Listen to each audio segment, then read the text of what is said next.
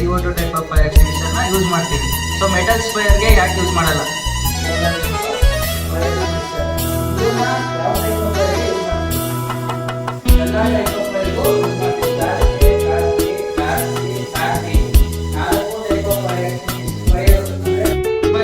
Fire ಆಗಕ್ಕೆ ಏನೇನು 3 ಅಂಶಗಳಿರಬೇಕು ಅಂತ ಹೇಳಿದೆ.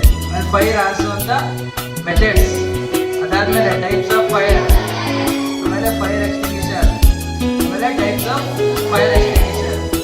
ಇಷ್ಟು ಕ್ಲಿಯರ್ ಇದೆಯಾ?